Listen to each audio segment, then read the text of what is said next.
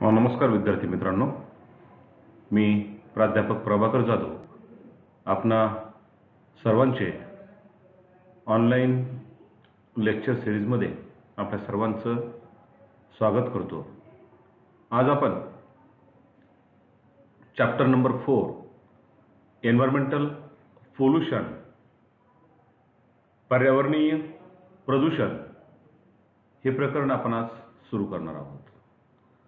त्यामध्ये आपला प्रामुख्याने विविध मुद्द्यांचा अभ्यास आज आपण करणार आहोत। त्यामध्ये प्रामुख्याने जो टॉपिक आहे आपल्याला जो अभ्यासायचा आहे तो म्हणजे कन्सेप्ट ऑफ पोल्युशन, म्हणजेच प्रदूषणाची संकल्पना, हा मुद्दा आज आपण अभ्यासणार आहोत।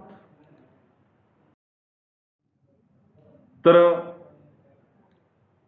त्याबरोबरच आपण अनेक महत्त्वाच्या मुद्द्यांचा आपण अभ्यास करणार आहोत।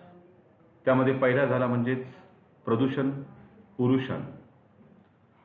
दुसरा म्हणजे प्रदूषणाची संकल्पना, कन्सेप्ट ऑफ पोल्युशन।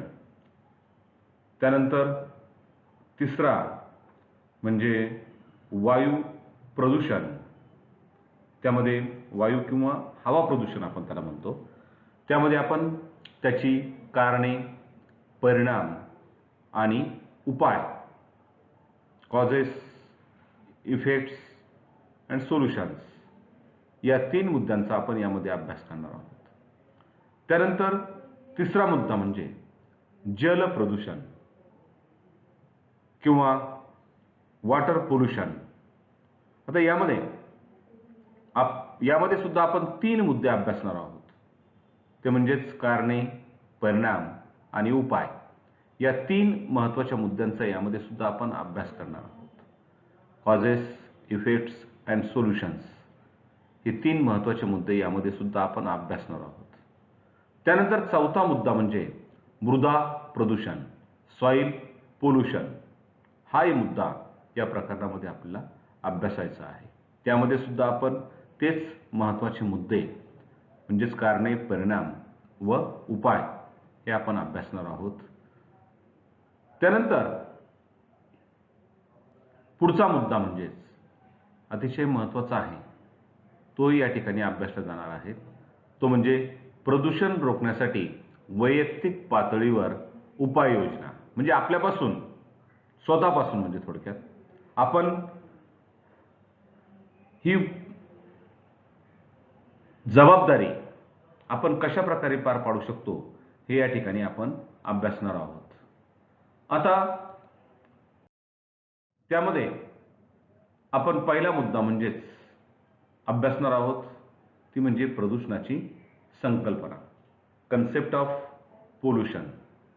आता यात आपण जर बघितलं तर प्रदूषण म्हणजे नैसर्गिक वातावरणामध्ये दूषित पदार्थांची सरमिसळ होय, असं थोडक्यात आपल्याला ही संकल्पना ही सांगता येईल। आता नैसर्गिक वातावरण आणि त्यामध्ये होणारी दूषित पदार्थांची सरमिसळ।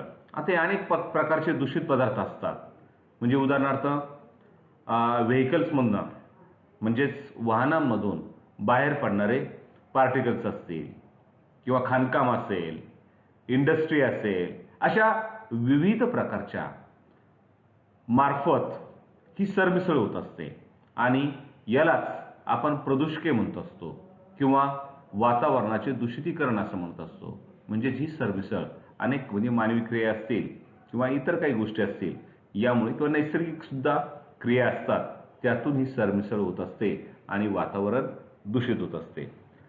त्यानंतर प्रदूषण करणारे घटक हे ऊर्जा किंवा नैसर्गिकरित्या उद्भवणारे दूषित घटक असू शकतात।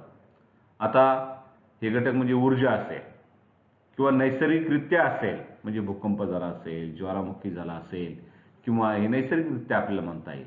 ऊर्जा म्हणजे मानव निर्मित असतील किंवा अनेक काही मानवाच्या प्रक्रिया असतात, त्यातून हे दूषित घटक त्या ठिकाणी मिसळतात किंवा प्रदूषण करतात। म्हणजे अशा प्रकारे ऊर्जा किंवा नैसर्गिकरित्या किंवा इतर कारणांमुळे ते घटक या ठिकाणी परिणाम करत असतात. पुढे म्हणजे जगातील प्रदूषणामुळे अनेक लोकांचा मृत्यू झालेला आहे. आता अनेक प्रकारचं प्रदूषण हे या ठिकाणी पृथ्वीवर किंवा जगामध्ये होत असतं आणि त्यातून अनेक मृत्यू हे होत असतात. आता उदाहरणार्थ साधी दुर्घटना घेतली आपण भोपाळची, तर वायू प्रदूषण झालं, म्हणजेच दूषित गॅस त्या ठिकाणी लिकेज झाला आणि तो हवेमध्ये मिसळला गेला आणि त्यातून शेकडो लोक त्या ठिकाणी मृत्युमुखी पडले किंवा त्या ठिकाणी त्यांना अपंगत्व आलं असेल. अशा अनेक गोष्टींमुळे, अशा अनेक प्रदूषकांमुळे अशा पृथ्वीवर हे मृत्यू हे ओढवत असतात. पुढचा मुद्दा म्हणजे प्रदूषणाच्या मुख्य प्रकारांमध्ये वायू प्रदूषण, कचरा प्रदूषण, प्लास्टिक प्रदूषण, मृदा प्रदूषण, पाणी प्रदूषण, औष्णिक प्रदूषण, व्हिज्युअल प्रदूषण, जल प्रदूषण यांचा समावेश हा प्रामुख्याने होत असतो. आता आपल्याला माहिती आहे, आपण प्रत्येकच जण या गोष्टी अनुभवतोय. म्हणजे आज जर महत्त्वाची गोष्ट जर म्हटलं तर आपला या ठिकाणी पृथ्वीचं वाढत जाणारं तापमान, ग्लोबल वॉर्मिंग आपण त्याला म्हणतो, आणि त्याचं प्रमुख कारण म्हणजे या ठिकाणी हे प्रदूषके आहेत किंवा प्रदूषण आहे. म्हणजे जलप्रदूषण असेल, वायू प्रदूषण असेल किंवा इतर काही प्रदूषण असतील, त्यामुळे या ठिकाणी ही समस्या ही निर्माण झालेली आहे. आता या ठिकाणी विविध प्रकारचे प्रदूषण हे सांगितलेले आहेत. आपल्या प्रत्येकाला जवळजवळ याची कल्पना आहेच. म्हणजे कचरा प्रदूषण असेल, आता आपण बघतो वेगवेगळ्या प्रकारचा कचरा हा बाहेर पडत असतो. म्हणजेच घरगुती वापर असेल किंवा कारखानदारी असेल किंवा काय असेल ते असेल, यातून तो कचरा हा बाहेर पडत असतो आणि त्या ठिकाणी मोठ्या प्रमाणावर त्याचा परिणाम हा त्या ठिकाणच्या मानवी जीवन असेल, वनस्पती जीवन असेल किंवा प्राणी जीवन असेल, या कचऱ्याचा परिणाम त्यावरती होत असतो. हे आपल्या प्रत्येकालाच माहिती आहे. आणि पुढचा म्हणजे वायू प्रदूषण. आता वायू प्रदूषणासाठी सुद्धा अनेक गोष्टी त्या ठिकाणी कारणीभूत असतात. आता आपण आधीच बघितलेला कचरा प्रदूषण याचा सुद्धा परिणाम वायू प्रदूषणावर होत असतो किंवा अनेक कारणं आहेत, इंडस्ट्री असेल किंवा मानवी क्रिया असतील, याचाही परिणाम त्यावरती होत असतो. प्लास्टिक प्रदूषण. आता समाजावर मोठ्या प्रमाणावर जागृती निर्माण झालेली आहे. प्लास्टिक कमी प्रमाणामध्ये वापरलं जात आहे, तरी पण प्लास्टिक प्रदूषण ही मोठी गंभीर समस्या आज निर्माण झालेली आहे. म्हणजेच त्या ठिकाणी मातीमध्ये किंवा जमिनीमध्ये प्लास्टिक मिसळणे किंवा इतर काही गोष्टी. मृदा प्रदूषण. आता मृदा प्रदूषण हे विविध कारणांमुळे या ठिकाणी होत असतं, हे आपल्याला माहिती आहे. त्यानंतर जलप्रदूषण हे सुद्धा अशा अनेक गोष्टी, म्हणजे कारखान्यातून बाहेर पडणारे दूषित पाणी असेल किंवा इतर मानवी कारणांमुळे काय अशा अनेक गोष्टी त्या ठिकाणी असतात, त्यामुळे हे पाणी प्रदूषण होत असतं. औष्णिक प्रदूषण. अनेक गोष्टी आहेत त्या ठिकाणी ऊर्जा निर्मितीसाठी त्या ठिकाणी हे वापरले जातात, त्यातून औष्णिक प्रदूषण होत असतं. व्हिज्युअल प्रदूषण म्हणजेच त्या ठिकाणी आपल्याला दृष्टी जी आहे आपली, म्हणजेच वातावरणाने आपण बघतो, आपण धुरकट धुरकट दिसत असतं, म्हणजेच व्हिजिबिलिटी, दृश्यता ही त्या ठिकाणी आपण जर बघितलं, एखाद्या अगदी तुम्ही चांगल्या म्हणजे अगदी स्वच्छ वातावरणाच्या प्रदेशात तुम्ही गेले, म्हणजे ज्या ठिकाणी इंडस्ट्रीचं प्रमाण कमी असेल किंवा मानवी प्रदूषण कमी असेल, तर त्या ठिकाणी व्हिजिबिलिटी चांगली असते, दृश्यता चांगली असते. किंवा आपण खूपच इंडस्ट्रियल एरियात गेलो, ज्या ठिकाणी मानवी क्रिया मोठ्या प्रमाणामध्ये चालतात, व्हेकल जास्त असतील, तर त्या ठिकाणी व्हिज्युअल प्रदूषण आपल्याला दिसतं, म्हणजे दृश्यता त्या ठिकाणी कमी असते. म्हणजे याला व्हिज्युअल प्रदूषण असं म्हटलं जातं. जलप्रदूषणाचं म्हणजे अशा विविध प्रकारची प्रदूषणं या पृथ्वीवर आज आपल्याला दृष्टीस पडतात. त्यानंतर प्रदूषके हे पर्यावरण आणि पाणी यांचं नुकसान करतात. आपण अगोदर बघतोय किंवा प्रत्येकाला आपल्याला माहिती आहे, ते म्हणजे ही जी प्रदूषके आहेत, ही पर्यावरण आणि पाणी यांचं नुकसान करतात. पर्यावरण म्हणजे वातावरणामध्ये मोठ्या प्रमाणावर ते मिसळले जातात आणि त्यातून पर्यावरणाची हानी ही मोठ्या प्रमाणावर झालेली आपल्याला दिसून येते. त्याचे परिणामही आपण भोगतो आहोत. पाणीसुद्धा आपण बघतो, अगदी पाणीसुद्धा मोठ्या प्रमाणावर प्रदूषित झालेलं आहे. म्हणजे पिण्यायोग्य पाणी आपल्याला मिळणं मुश्किल झालेलं आहे. म्हणजे आपण पूर्वीचं बघत असतो, ऐकून आहेत आपण, की अगदी सहजासहजी कुठलंही पाणी आपण पेत होतो किंवा प्यायला जायचं. आज आपण बघतोय आपण कुठलंही पाणी पिताना विचार करतो आणि मगच ते पाणी पितो, किंवा आपण मिनरल वॉटरच्या बाटल्या आपण वापरतो. म्हणजे या ठिकाणी आपल्याला दिसून येतं म्हणजे या गोष्टी किती प्रमाणावर प्रदूषित झालेल्या आहेत. त्यानंतर पोल्युशन हा शब्द जो आहे हा इंग्रजी पोल्युटस या लॅटिन शब्दापासून तयार झालेला आहे. याचा मराठीत अर्थ दूषित अथवा अशुद्ध करणे असा होतो. म्हणजे अशा प्रकारे या लॅटिन शब्दाचा अर्थ हा अशुद्ध करणे किंवा दूषित करणे असा त्याचा अर्थ होत असतो. याचा जर पर्यावरण प्रदूषणाच्या संदर्भात अर्थ घेतला तर पर्यावरणाचे दूषितीकरण म्हणजे पर्यावरण प्रदूषण असा त्याचा अर्थ हा सरळ आपण या ठिकाणी लावत असतो. म्हणजे सरळ त्याचा अर्थ असा साधा सोपा आपल्याला सांगता येतो. त्यानंतर प्रदूषण म्हणजे हवा, पाणी, माती इत्यादी काही ज्या गोष्टी असतील त्यांचं दूषितीकरण होणं. म्हणजे आता प्रत्येकाचं दूषितीकरण जर आपण बघितलं, मातीचं प्रदूषण असेल किंवा हवेचं असेल, पाण्याचं असेल, अशा वेगवेगळ्या कारणांमुळे ह्या गोष्टी प्रदूषित होत आहेत. हे आपल्या सर्वांना सरळ आपल्याला माहिती आहे. त्यानंतर ज्याच्या जीवावर आणि पर्यावरणाच्या नुकसानीमुळे होणाऱ्या इतर अप्रत्यक्ष प्रभावावर याचा परिणाम होतो. म्हणजेच याचा परिणाम पर्यावरणाचं हानी असेल किंवा नुकसान असेल, जीवजंतूवर असेल किंवा अप्रत्यक्षपणे अनेक गोष्टीवर त्याचा प्रभाव पडत असतो. त्याचा परिणाम हा घडून येत असतो आणि त्याचाही किंवा त्यामुळे या प्रत्येकाला या गोष्टींना सामोरे जावं लागतं, त्याचे परिणाम भोगावे लागतात, हे आपल्याला माहिती आहे. सध्याच्या काळात पर्यावरणाचा ऱ्हास होण्याचं हे एक प्रमुख कारण आहे. म्हणजेच आपल्याला माहिती आहे पर्यावरण किंवा एन्व्हायरमेंट याचा ऱ्हास किंवा त्याची गुणवत्ता ही मोठ्या प्रमाणावर आपल्याला ढासळलेली दिसून येते. निसर्गाने उत्पादित वस्तूंचे अवशेष मानवनिर्मित वस्तूंच्या अवशेषात मिसळले की दूषित पदार्थ तयार होतात. म्हणजेच निसर्गाने उत्पादित केलेले पदार्थ किंवा आणि त्याचे अवशेष मानवनिर्मित वस्तूंच्या अवशेषात मिसळले की ते दूषित होतात किंवा दूषित पदार्थ तयार होतात. आता निसर्गाने अनेक गोष्टी या पृथ्वीवर निर्माण केलेल्या आहेत. म्हणजे उदाहरणार्थ जंगलं असतील, विविध प्रकारची फळं असतील किंवा अन्नधान्य असेल, अशा अनेक गोष्टी आहेत. खनिजे आहेत, ऊर्जा साधने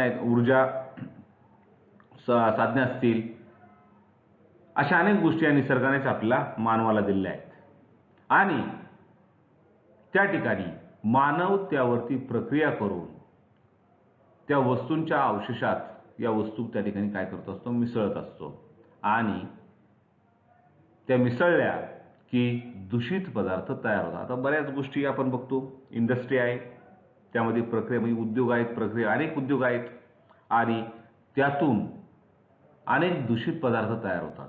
काही पदार्थ हवेमध्ये मिसळतात, काही पदार्थ जमिनीमध्ये मिसळतात किंवा मातीमध्ये मिसळतात, मृदेत मिसळतात, काही पदार्थ पाण्यामध्ये सोडले जातात आणि यातून काय होतं, दूषित पदार्थ तयार होतात. दूषित म्हणजे जलाचं दूषितीकरण असेल, वायूचं दूषितीकरण असेल, मृदेचं असेल, म्हणजे असे अनेक पदार्थ त्या ठिकाणी मिसळले जातात. दूषित वस्तूंचं पुनर्क्रिया करता येत नाही. आता आपण बघतो अनेक पुनर्रचना असेल किंवा पुनर्क्रिया त्या ठिकाणी करता येत नाही. म्हणजे अनेक गोष्टी असतात, हवेमध्ये मिसळल्या जातात, मृदेमध्ये मिसळल्या जातात, पाण्यामध्ये मिसळल्या जातात. म्हणजे त्या ठिकाणी पुनर्प्रक्रिया करता येत नाही. केली तरी थोडासा इफेक्ट त्यावरती होतो. म्हणजेच त्या ठिकाणी हे दूषितपणा त्या ठिकाणी हा फारसा त्यावरती परिणाम होऊ शकत नाही. त्यानंतर मानवामार्फत पर्यावरणाचे प्रदूषण अधिक घडून येतं. हे सर्वांनाच माहिती असणारा असा हा परिणाम आहे. निसर्ग निर्मित असेल किंवा प्राण्यांमार्फत असेल, त्या ठिकाणी म्हणजेच मानव प्राण्यापेक्षा कोणीच या ठिकाणी या प्रदूषणाला जबाबदार नाही. म्हणजे सर्वात जास्त जबाबदार प्राणी म्हणजे मानव प्राणी, हे आपल्याला माहिती आहे.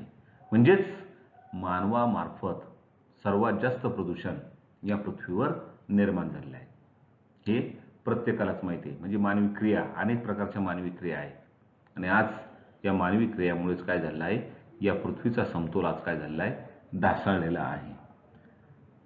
त्यानंतर मानव जे पर्यावरणाचे दूषितीकरण करतो त्याचा प्रदूषण किंवा त्याला प्रदूषण आपण असं म्हणतो. म्हणजेच आपण काय म्हणतो, मानव अनेक गोष्टी किंवा मानवामार्फत अनेक ठिकाणी प्रदूषण, वेगवेगळ्या प्रकारचं प्रदूषण होत असतं. आणि म्हणजे उदाहरणार्थ हवेमध्ये मिसळले जाणारे धुराडे असतील कारखान्यांचे, किंवा मानव वापरत असणारे व्हेकल्स असतील, म्हणजेच वाहनं असतील, किंवा खाणकाम उद्योग असेल, अशा अनेक मानवी क्रिया आहेत आणि त्या ठिकाणी त्या हवेमध्ये मिसळतात, पाण्यामध्ये मिसळतात, जमिनीमध्ये मिसळतात आणि त्याला आपण काय म्हणतो, प्रदूषण असं आपण त्याला म्हणतो.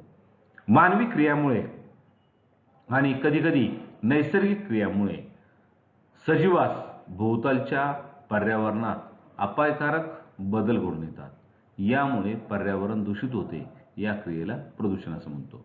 आता मानवी क्रिया जर म्हटलं तर इंडस्ट्रियलायझेशन असेल किंवा अणुचाचण्या असतील, अशा अनेक गोष्टींमुळे आपल्या सभोवतालच्या किंवा सर्व सजीवांच्या सभोवतालच्या पर्यावरणात अपायकारक बदल घडून येतात.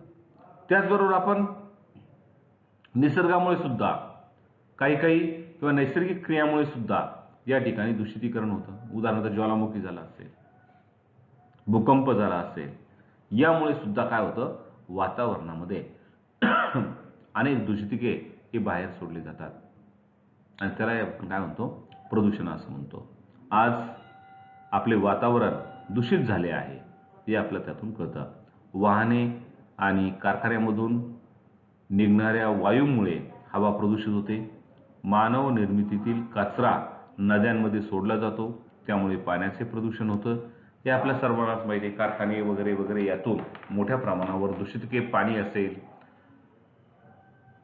वायू असेल, यामध्ये सोडले जातात आणि त्यामुळे त्या ठिकाणी प्रदूषण हे वाढलं जातं. लोकांनी अवशेष वेगळे न केल्यामुळे कचरा किंवा जमीन हे प्रदूषित होत आहे. म्हणजे लोकांनी, आपण बघतो, आपण कचरा बाहेर टाकतो, त्याचं कुठेही विलगीकरण आपण करत नाही आणि त्यामुळे मोठ्या प्रमाणावर प्रदूषण हे त्या ठिकाणी निर्माण होत असतं. हे आपल्या सर्वांनाच माहिती आहे. तर अशा प्रकारे आपण पहिला मुद्दा म्हणजे प्रदूषणाची संकल्पना म्हणजे कन्सेप्ट आपण या ठिकाणी आज पहिल्या व्याख्यानामध्ये आपण बघितलेले आहे. तर धन्यवाद विद्यार्थी मित्रांनो. आपले जर काही प्रश्न असतील तर मी इथं माझा मेल ID दिला आहे, prabhakarjadhav@kthmcollege.ac.in. येथे तुम्ही मला ते विचारू शकता. धन्यवाद.